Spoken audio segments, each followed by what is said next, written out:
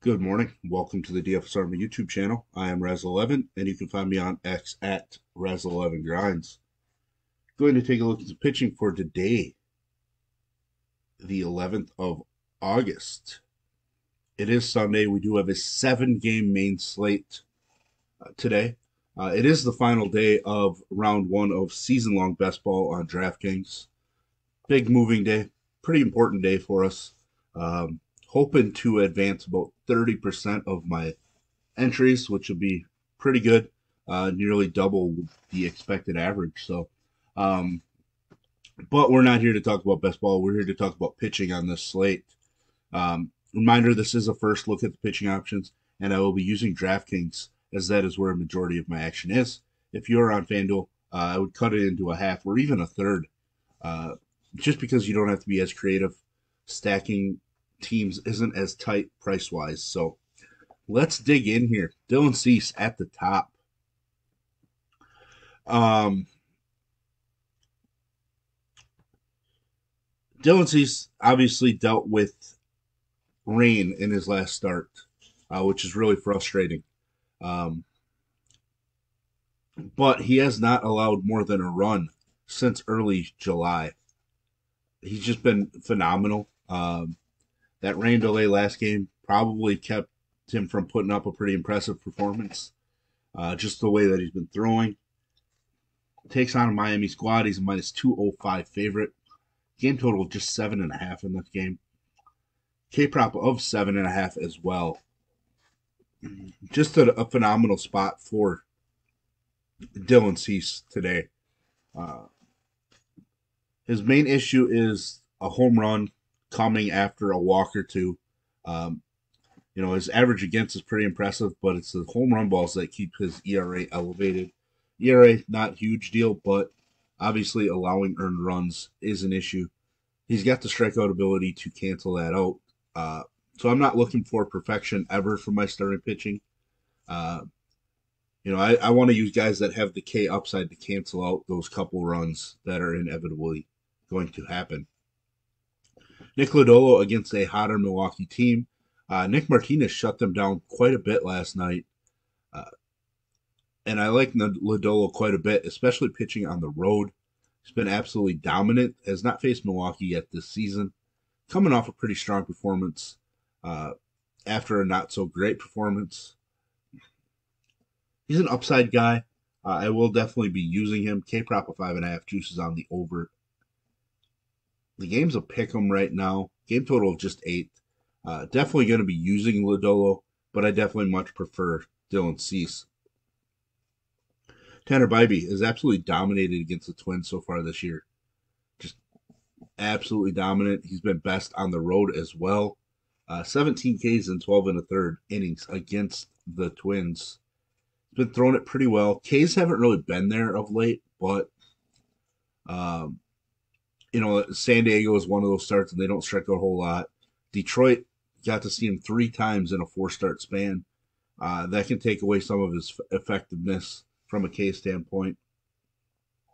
Plenty of upside. He is a slight underdog. Game total of just 8. K prop of 5.5. I think Bybee is certainly a strong option for us on this slate.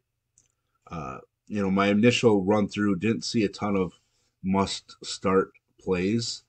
So that's why I think Bybee slides up the rankings a little bit today. Hunter Brown taking on Boston. After a horrendous start to the year, he's been pretty solid. Decent the last couple starts.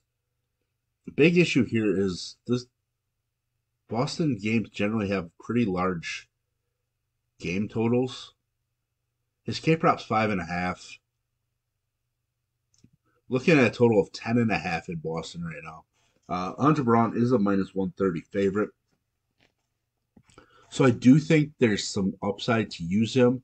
I just think he's more of a sprinkle in my pool, rather than a 25 to 35% type play. I would guess he's more like a 10 to 12% play in my pool. I rarely, if ever, go under 10% of a pitcher in my pool. So we can just say I'd be one of my lowest owned as of right now. And there's always a chance that he just doesn't make my pool if I'm really liking where I'm at without him. Chris Bassett taking on his former team, uh, shut them down the first time he faced them. Fantasy points, he's been best at home. Overall numbers, I wouldn't say he's been better at home, but his Ks are better, which is nice. He hasn't been super sharp, but he's coming off of a pretty dominant performance against Baltimore, allowing some runs, but a bunch of strikeouts. Like I mentioned, we're always looking for it. So the upside is there. It's actually his highest fantasy point performance of the season came in his last start. Looking at the numbers, he is a minus 155 favorite. Trying to locate his K prop here. For some reason, I am not seeing it. I see JP Sears' number. Oh, now I see Chris Bassett. 6.5. Juice is on the under. Not a huge K guy, obviously. But K upside in the matchup. Obviously, home run issues could happen. Oakland does have some power. JP Sears has thrown the ball extremely well after a couple of rough starts. One really bad one against Houston. Come back. Uh, it's kind of tough to trust just because he got to pitch in San Francisco, which is arguably the best pitcher's park in baseball, and then against the White Sox. Um, like I mentioned, he is a slight dog, with Toronto being minus 155 favorites. I don't mind a sprinkle either, but I just don't know if he has the upside in this spot. Um, like for him, I think I like the matchup for him a little better than like Hunter Brown's, but I just don't know if he has the same upside that Hunter Brown does have. So uh, maybe that last spot in my pool comes down to Sears or Hunter Brown. We'll kind of see as the morning progresses and I dig in more. Not going to take Haney. David Festa. Cleveland has struck out a little bit more in the series. Festa is a favorite. As I mentioned when talking about Tanner Bybee. So I do have a little bit of interest in Festa. His minus 118 favorite. Game total of just 8. The problem is I don't know if I can trust K's. His K prop's just 4.5. Which if you look at his previous 4 starts, 4 out of his 5 major league starts, he's well over that number. Has not faced Cleveland yet, so that probably helps him out. Hasn't been the best at home in his 2 starts.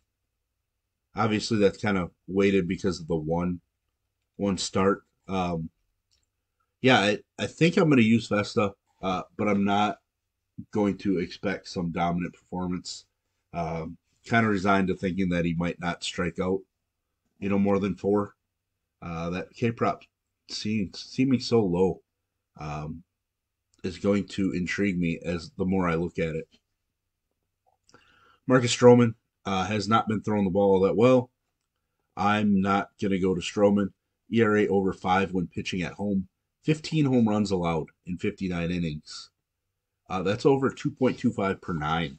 So, good spot to stack Texas, I think. Corey Seager might be in a great spot. Paxton in a high total game. No thank you against a team that doesn't strike out all that much. Tough to understand his home road splits. He went from pitching in LA to now in Boston. Max Meyer, a lot of talent, couple bad starts in a row, a tough team that doesn't strike out a ton. Probably going to have to pass. I'm actually debating benching him in a dynasty league just because I don't love it. Probably going to go with him just because I feel like it's really tough to bench a starting pitcher in one of those leagues. Albert Suarez is going to intrigue me enough that I'm going to sprinkle some in. Obviously, it comes down to the fact that he's taking on Tampa Bay, a weakened lineup. He was solid against them the first time, not spectacular by any means. He hasn't been great on the road. That's a worry. K prop of 4.5 juices on the under. He is a slight underdog. Tampa Bay is minus 112 in this one. Springs, the guy that I was really impressed with last year before getting hurt. I think it's going to take some time for him to get into form. Plus he's taking a Baltimore, so no reason to really go that route. Um, DL Hall, we're going to have to dig into his rehab starts, but I'm also seeing Colin Ray could be available on normal rest. Um, so it'll be interesting to pay attention to. DL Hall could have some upside just because Cincinnati strikes out a ton.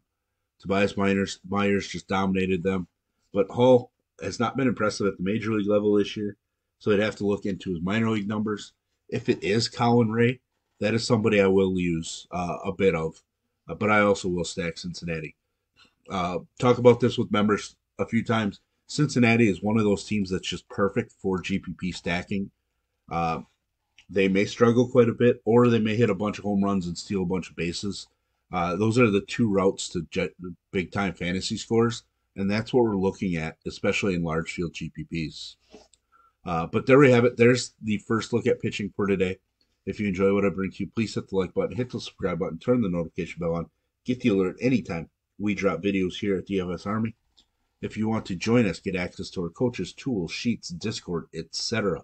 I will put links in the description below. You can use promo code RAZ, that's RAZ, for 10% off monthly. And as always, best of luck, everybody.